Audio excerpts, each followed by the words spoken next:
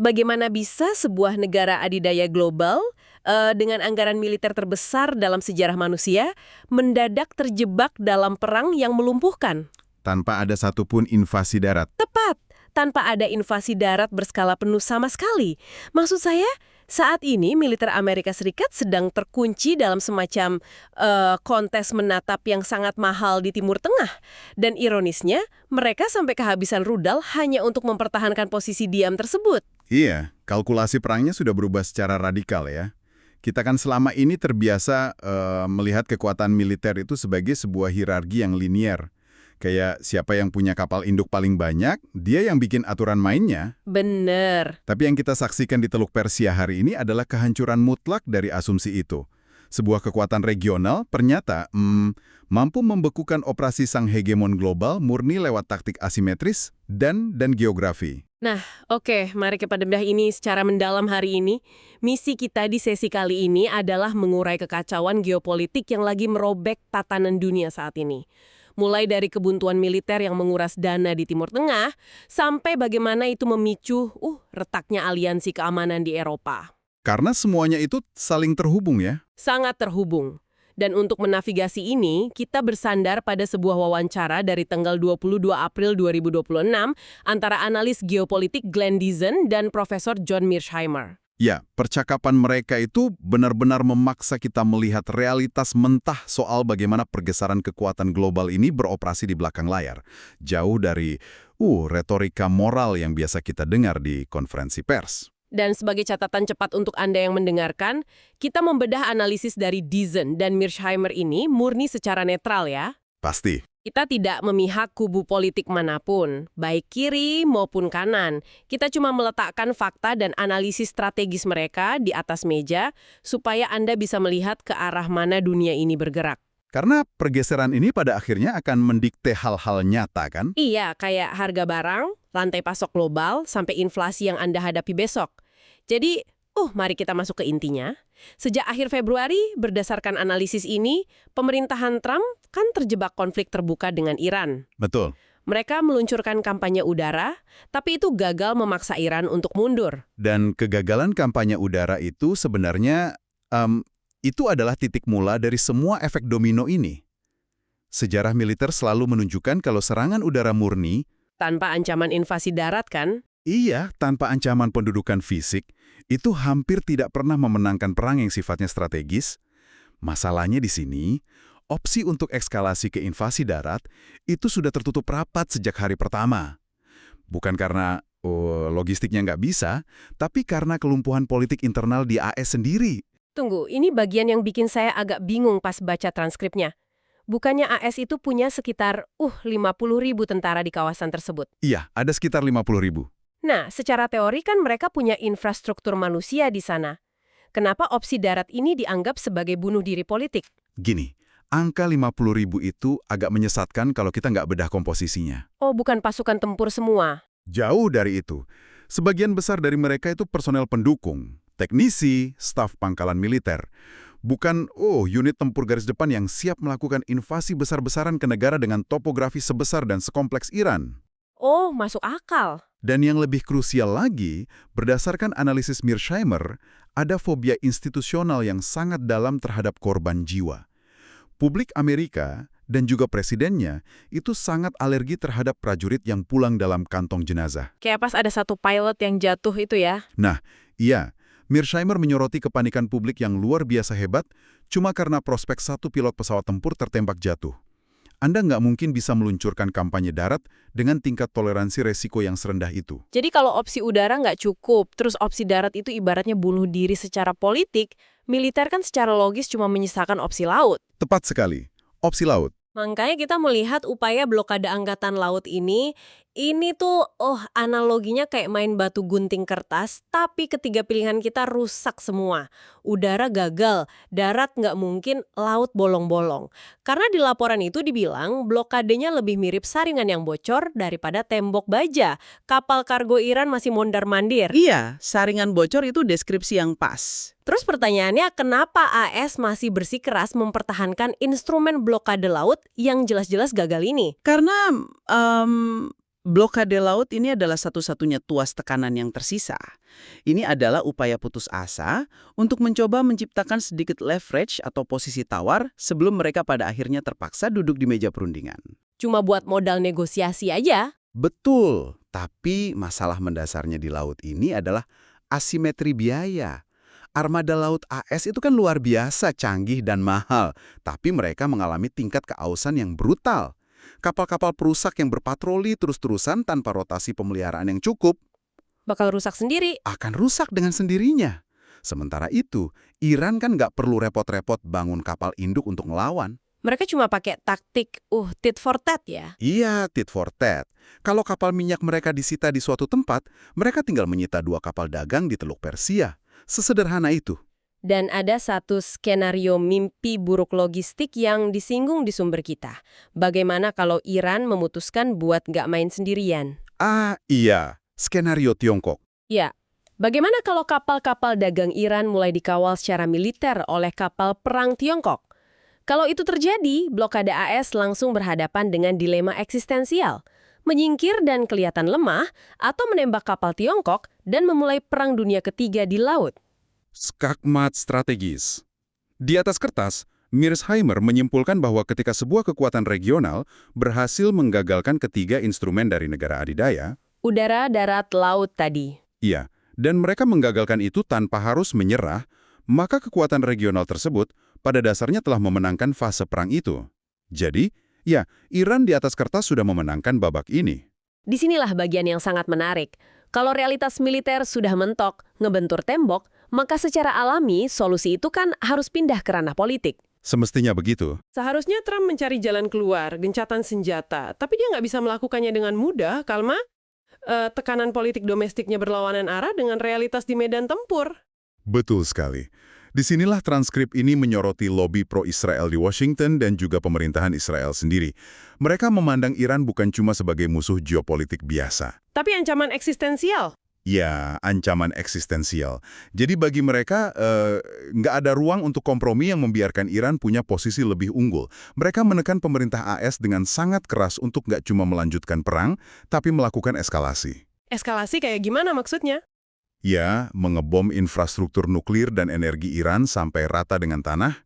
Mereka ingin AS melakukan kampanye mirip dengan operasi militer di Gaza. Tapi, mari kita bedah kalkulasinya. Kalau lobby itu berhasil dan AS benar-benar memutuskan untuk membombardir infrastruktur energi Iran secara masif, analisis Dizen dan Mearsheimer menyoroti satu respons dari Iran yang mereka sebut, God of Dameron. ya, strategi God of Dameron. Istilahnya ini kayak dari film fiksi ilmiah ya, tapi mekanismenya sangat nyata. Gimana tepatnya skenario kiamat ekonomi ini bekerja? Jadi, God of Dameron ini pada dasarnya adalah doktrin penghancuran ekonomi global. Kalau Iran merasa wilayah mereka akan dihancurkan sepenuhnya, mereka punya kapasitas militer asimetris untuk memastikan seluruh kawasan teluk juga ikut hancur. Ini bukan cuma nutup Selat Hormuz pakai ranjau laut kan? Oh, jauh lebih parah dari itu. Ini berarti mereka akan menghujani seluruh fasilitas pemrosesan minyak di Semenanjung Arab dengan rudal. Mereka akan menutup Laut Merah. Dan yang paling fatal, penghancuran pabrik-pabrik desalinasi air di negara-negara teluk. Pabrik desalinasi air, berarti air minum ya? Ya, itu urat nadi kehidupan di sana. Tanpa desalinasi, kota-kota supermodern di Timur Tengah itu bakal kehabisan air bersih dalam hitungan hari. Wow. Dan implikasinya, langsung menghantam Anda yang mendengarkan ini sekarang, di benua manapun Anda berada. Karena kalau infrastruktur energi teluk terbakar, kita bukan lagi bahas harga bensin naik 2.000 perak. Sama sekali bukan. Kita bicara terhentinya pasokan gas alam cair yang menghidupkan pabrik pupuk dunia. Kalau pupuk langka, panen global gagal. Terus ada produksi aluminium, helium untuk mesin MRI di rumah sakit, itu semua bergantung pada energi murah dari Timur Tengah. Makanya para analis makroekonomi itu nggak melebih-lebihkan pas mereka bilang skenario ini bisa memicu depresi besar global. Lebih parah dari tahun 1930-an. Jauh lebih dalam dan struktural dari tahun 30-an. Dan inilah yang bikin posisi negosiasi AS itu luar biasa lemah. Iran tahu persis kalau AS dan seluruh ekonomi dunia itu nggak bakal sanggup menelan pil pahit dari skenario God of Dameron ini. Maksudnya fakta di lapangan tuh udah berubah total. Sebelum Februari, Selat Hormuz itu kan relatif perairan internasional yang bebas. Sekarang, mereka mengibaratkan Iran itu udah mendirikan semacam gerbang tol di sana. Ya, gerbang tol geopolitik. Dan ini kan penghinaan strategis terbesar. Bagaimana bisa sebuah negara adidaya harus berlayar pakai izin atau bayar tol secara politik ke negara yang baru aja jadi target militer mereka? Nah, jika kita hubungkan ini dengan gambaran yang lebih besar, ini mengajarkan kita satu hukum besi geopolitik. Apa itu? Pemenang di medan perang adalah pemenang di meja perundingan. Retorika sekeras apapun dari Washington, itu nggak bisa menghapus fakta fisik kalau Iran sekarang menguasai ritme lalu lintas maritim di sana. Benar. Dan kerentanan militer AS di kawasan ini, itu nggak terjadi di ruang hampa. Ini membawa kita ke krisis yang skalanya jauh lebih masif. Ya, ini saatnya kita buka lensa bahasanya lebih lebar lagi. Timur Tengah dengan segala kekacauan ini, anehnya justru bukan prioritas utama AS saat ini. Sama sekali bukan. Kita kan udah masuk ke dunia multipolar. Dan berdasarkan strategi besar AS, prioritas nomor 1 mereka itu Asia Timur, untuk mengontrol kebangkitan Tiongkok. Prioritas kedua baru Eropa. Nah, Teluk Persia itu baru prioritas ketiga. Dan prioritas di atas kertas itu sekarang berbenturan keras dengan realitas logistik di lapangan. Maksudnya, begini, Anda nggak mungkin bisa bersiap untuk potensi konflik hegemonik di Asia Timur. Kalau amunisinya habis ya. Persis, kalau Anda terus-terusan membakar inventaris amunisi paling canggih Anda di perairan Timur Tengah. Ini tuh mirip banget sama daya baterai handphone Anda. Ibaratnya Anda tahu nih Anda punya sisa baterai 20% untuk lawan bos terakhir di game kesayangan Anda. Itu Asia Timur. Analogi yang bagus. Tapi bukannya disimpan, Anda malah biarin baterai itu habis dipakai aplikasi yang jalan di latar belakang, yaitu Timur Tengah. Ya. Dan baterai di sini kan bukan hal abstrak. Kita bahas perangkat keras militer yang susah banget diproduksi. Sangat sulit. Kita bicara soal sistem pencegah rudal THAAD, baterai rudal Patriot, bom pintar, sama rudal jelajah Tomahawk. Ini bukan peluru senapan yang bisa dicetak pabrik dalam semalam, kan? Butuh bertahun-tahun. Kapasitas industri pertahanan barat itu sudah mentok.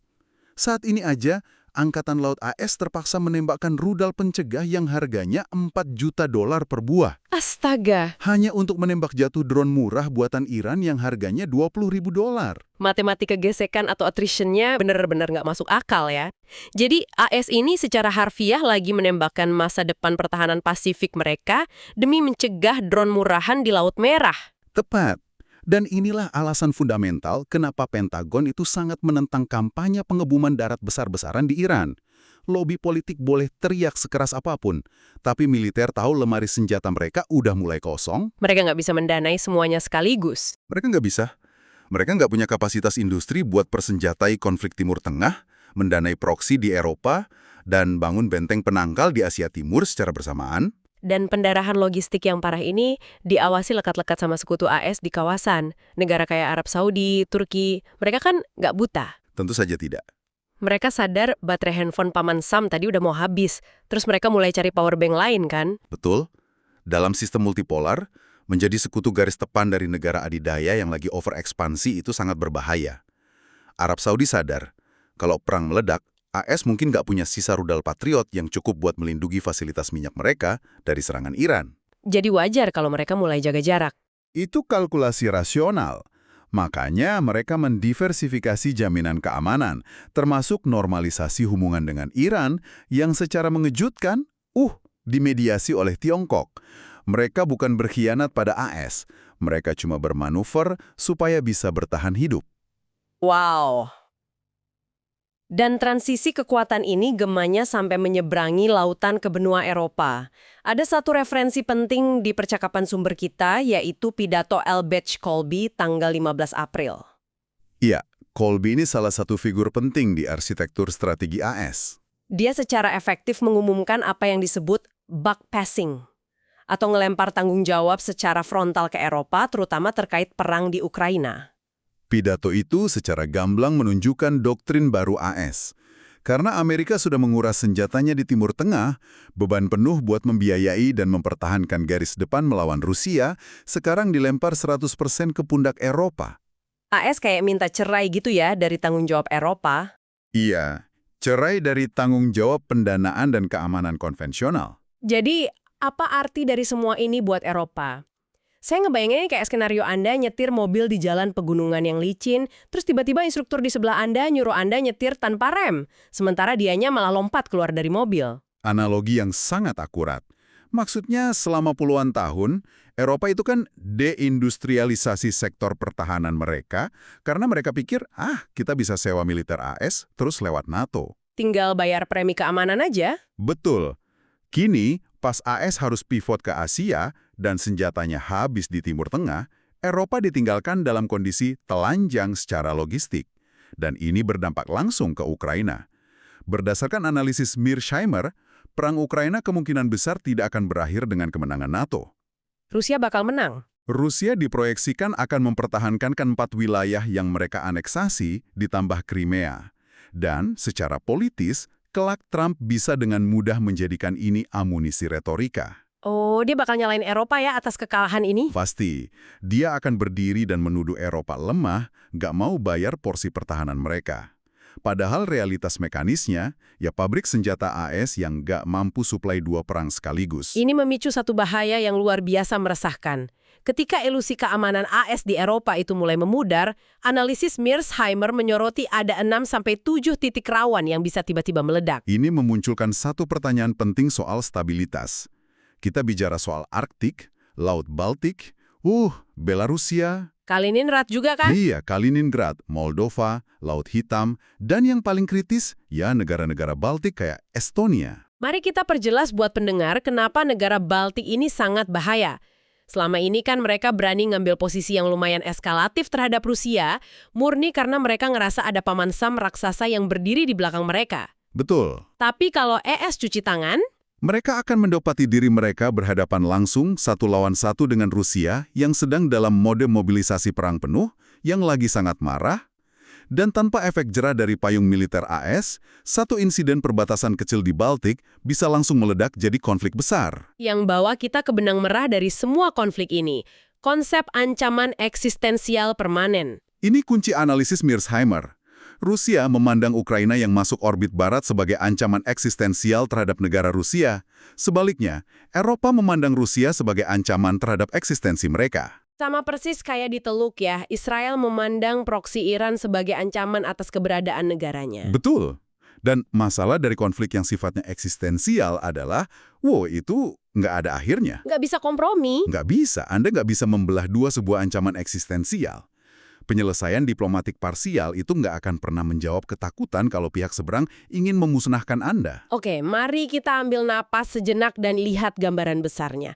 Apa yang kita urai dari tadi itu nunjukin betapa mekanis dan terhubungnya dunia kita. Kebuntuan strategi militer di satu tempat, kayak di Iran, itu punya efek domino yang luar biasa. Efek yang menguras persenjataan. Iya, menguras rudal mahal buat nembak drone murah. Yang akhirnya bikin AS terpaksa nyuruh Eropa menghadapi Rusia sendirian. Semua murni demi ngirit baterai atau nyimpan sisa senjata untuk Asia. Dan bagi pendengar kita, pergeseran tatanan dunia ini bukan sekedar teori akademik yang jauh di awang-awang. Nggak sama sekali. Anda bakal ngerasain ini langsung pas gerbang tol Selat Hormuz itu makin diperketat. Anda akan merasakannya dari harga pupuk yang meroket, yang bikin harga pangan naik. Atau pas tagihan listrik Anda meledak karena energi global terganggu. Pemahaman tentang rantai sebab akibat inilah yang bikin kita selangkah lebih maju, nggak cuma jadi korban buta dari sejarah yang lagi ditulis ulang. Pasti. Dan sebelum kita tutup sesi kali ini, saya dan pakar kita pengen ninggalin Anda dengan satu pemikiran provokatif. Coba bayangkan. Silakan. Jika Anda adalah pemimpin negara kecil di Eropa Timur atau Timur Tengah sekarang, dan Anda melihat dengan mata kepala sendiri kalau payung keamanan AS itu udah nggak bisa diandalkan karena mereka kehabisan amunisi dan fokusnya terbelah ke Asia, Realitas yang menakutkan bagi mereka. Mungkin bukan lagi sekedar kemungkinan teoretis ya, ini udah jadi probabilitas strategis. sebuah pemikiran yang pasti bikin Anda terjaga malam ini. Teruslah jadi pembelajar yang kritis di dunia yang berubah dengan gila-gilaan ini. Sampai jumpa di penelusuran mendalam kita berikutnya.